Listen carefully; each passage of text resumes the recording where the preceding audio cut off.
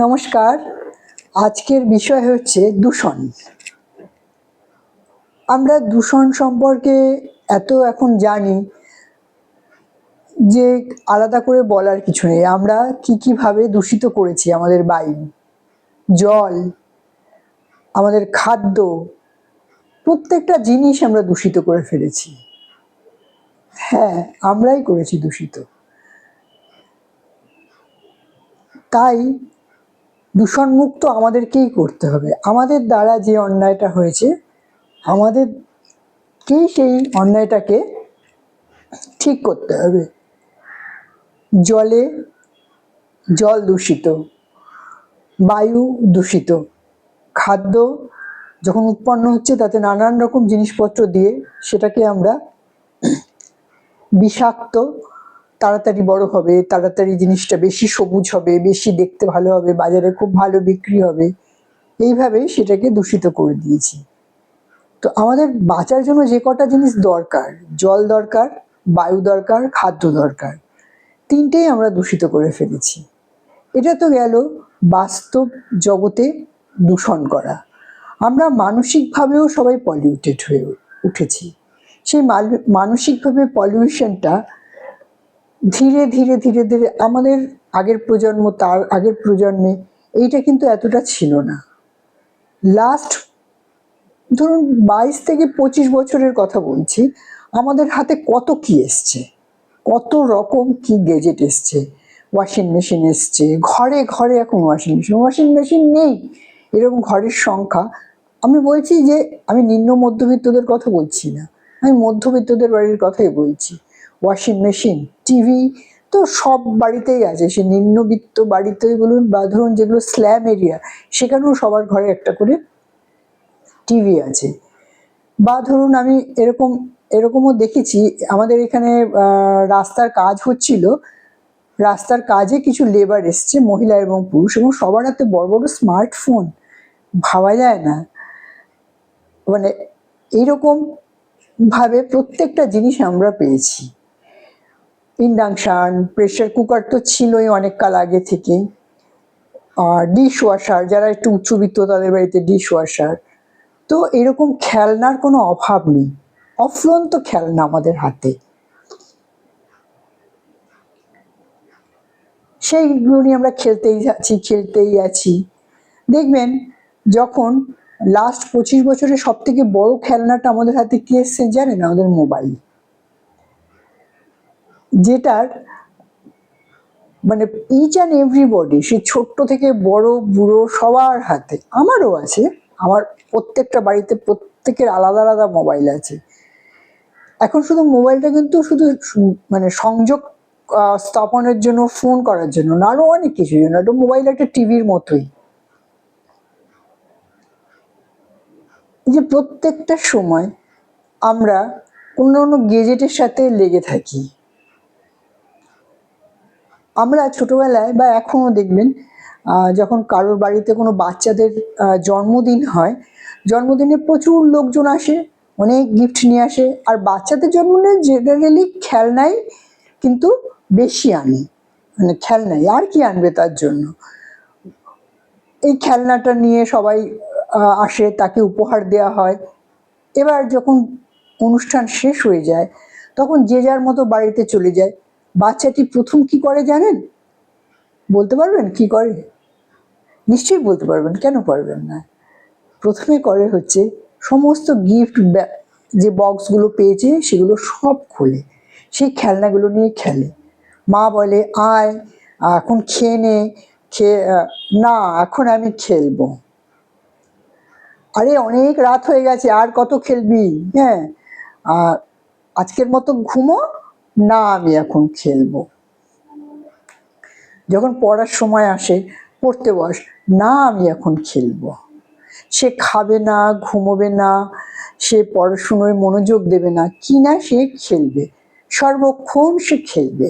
নতুন খেলনা পেয়েছে হাতে। আমরা বড়রাও কিন্তু এই মোবাইল, আমি ছোটদের কথা এখন বাদ দিলাম, ছোটদের দিয়ে আমি উদাহরণ দিলাম, আমরা বড়রাও কিন্তু মোবাইল ঘাঁটছি। বাড়ির লোক বলছে খাওয়ার কথা, হ্যাঁ, যেহেতু আমরা ম্যাচিওর, আমরা তো আর বলতে পারি না যে আমরা খেলবো, মোবাইলেই মুখ একদম ঢুকিয়ে ঘুষিয়ে বসে আছি। অফিসে যাব, যাওয়ার পথে রাস্তায় কত গাছপালা, বিল্ডিং, কত মানুষের মুখ, আমাদের চোখ তুলে দেখার কোনো ইচ্ছেই নেই, আমরা মোবাইলের মধ্যে মুখ গুজে বাসে করে চলছি। অফিসে যাচ্ছি, অফিসে ধরুন নিচে কোনো কারণে টিফিন আওয়ার্সে বেরিয়েছি, আগে মোবাইলটা, প্রতি মিনিটে মিনিটে কি মেসেজ এলো, কি এলো না এলো, সর্বক্ষণ সেই বাচ্চাদের মতোই আমরা খাবো না, ঘুমোবো না, কোনো কিছু মন দিয়ে করবো না, সবসময় খেলনা নিয়ে খেলবো। আমাদের না ভেবে দেখার সময় এসছে। বাচ্চাদের উদাহরণটা না দিলে বোঝানো একটু মুশকিল ছিল, তাই ওদের উদাহরণটা দিলাম যে খাওয়ার সময় খেতে হবে, ঘুমানোর সময় ঘুমোতে হবে, কাজ করার সময় কাজ করতে হবে।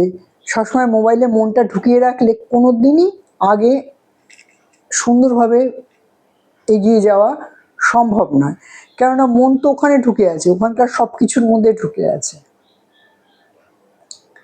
এবার এই যে এইভাবেই কিন্তু সবসময় যে সব কিছু ভালো কিছু দেখছে তা না, অনেক রকম অনেক কিছু দেখছে। এবার এইভাবেও কিন্তু আমরা মানসিকভাবে পলিউটেড হয়ে যাচ্ছি। আবার অনেক সময় কি হয়, আমরা ফোনে কথা বলছি, 4 রকম 4টে কথা, যাকে আমরা চিনি না তাকে নিয়ে গসিপ করছি, বা যাকে চিনি তার কথা বলছি। আরে তুমি আমি কথা বলছি, কত রকম কথা আছে, বলি না, অন্য লোকের কথা নিয়ে আলোচনা করার তো দরকার নেই। এইভাবেই আমরা কিন্তু মানসিকভাবে পলিউটেড হয়ে পড়ি, আমরা বুঝতে পারি না।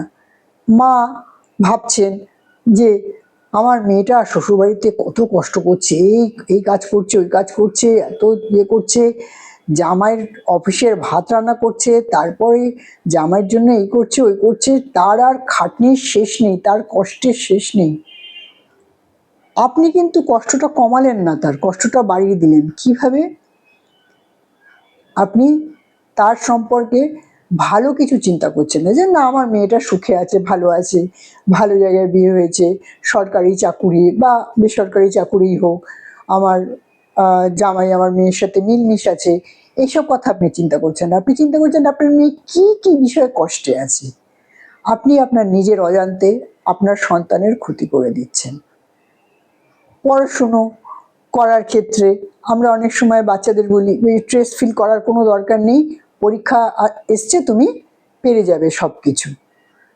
আমরা এই শব্দটা না বলে এইভাবে বলতে পারি যে তুমি পড়াশোনা সবই করেছো, এখন রেস্ট করো, কালকে আবার নতুন করে আবার পড়তে বসবে। আমরা কিন্তু এই স্ট্রেস কথাটা উল্লেখ নাও করতে পারি। এই যে অ্যাংজাইটি, ডিপ্রেশন, বিভিন্ন লোক একদম শেষ মুহূর্তে নিজেদের নিয়ে যায়, এগুলো কিন্তু মানসিক পলিউশন থেকেই। সে আর চিন্তা করতে পারে না বেঁচে থাকার, সে তার জীবনটাই শেষ করে দেয়। কিছু মানুষ এই পলিউশনে অসুস্থ হয়, কিছু মানুষ পলিউটেড এরিয়ায় থেকে থেকে আর বুঝতেই পারে না, মানসিক পলিউশনের এরিয়ায় কথা বলছি, থেকে বুঝতেই পারে না যে সে পলিউশনে আছে। দেখবেন কিছু কিছু শহরের পলিউশনের মাত্রা অতিরিক্ত, সেই শহরে নতুন কেউ যখন আসে, একটু ভিডিওটা বড় হয়ে যাবে, মন দিয়ে শুনুন, সেই শহরে নতুন কেউ আসে, তার দেখবেন শ্বাসকষ্ট হয়, সে কষ্ট পায়। কিন্তু যারা থেকে থেকে অভ্যস্ত হয়ে যাচ্ছে, তারা বলে কই আমাদের তো কোনো কষ্ট হচ্ছে না, তার মানে এই না তার কোনো ক্ষতি হচ্ছে না, তারও ক্ষতি হচ্ছে। সেও সে পলিউশনে অভ্যস্ত হলে কি হবে? কেউ পলিউশনে অভ্যস্ত হয়ে বেঁচে আছে, কেউ আর সেই পলিউশনটা আর নিতে পারছে না। তো আমরা যেভাবে জল, বায়ু, খাদ্যদ্রব্য দূষিত করেছি, সেইভাবে আমাদের হ্যাবিট, আমাদের চিন্তা ভাবনা, আমাদের ডেইলি লাইফ আমরা পলিউটেড করে ফেলেছি।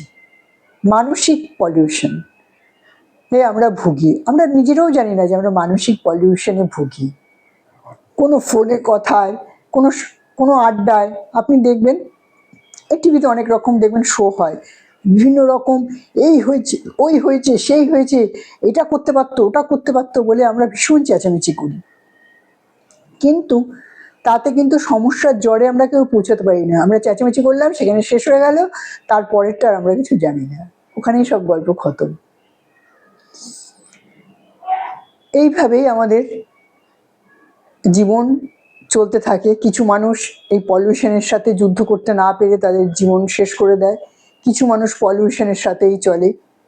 আসুন না, আমরা যে কথাগুলো, যে চিন্তা ভাবনাগুলো আমাদের মানসিকভাবে আমাদেরকে পলিউটেড করে, দূষিত করে, সেই কথাবার্তা আচরণ থেকে নিজেদের মুক্ত করার একটা প্রয়াস নিই।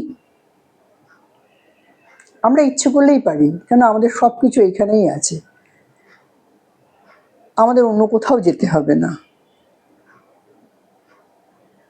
নিজে বাঁচি, অন্যদের বাঁচাই।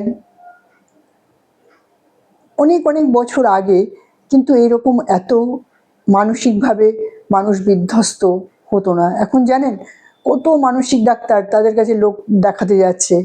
আমাদের আগের প্রজন্ম বা তার আগের প্রজন্মের কিন্তু এটা প্রয়োজন ছিল না, কেন তাদের কাছে পৃথিবীটা এত বড় ছিল না। এখন সব কিছু খুব অনায়াসে আমরা হাতের মুঠে পেয়ে যাচ্ছি। আমাদের চিন্তা করার সময় এসছে। শুধু জল, বায়ু, খাদ্যদ্রব্য যেরকম দূষণ থেকে আমাদেরকে রক্ষা করতে হবে, আমরা দূষিত করেছি, আমাদেরকে রক্ষা করতে হবে, সেরকম আমাদের মানসিকভাবে আমরা যে পলিউটেড হয়ে আছি বা যারা হয়ে আছে তাদেরকেও মুক্ত করতে হবে, নিজেদেরকেও মুক্ত হতে হবে। আসুন আমরা আজকে শপথ নিই যে মানসিকভাবে নিজে পলিউটেড হব না, অন্য কাউকে পলিউটেড করব না, এবং আস্তে আস্তে এইটাকে আমরা শেষ করব। আজকে এখানেই শেষ করছি। ভালো লাগলে লাইক করবেন, শেয়ার করবেন, কমেন্ট করবেন। অন্য একটা ভিডিও নিয়ে আবার আসবো। সাবস্ক্রাইব করে দেবেন আমার চ্যানেলটা। নমস্কার। পরিবারের সকলের সাথে সুস্থ ও সুন্দরভাবে জীবন কাটান।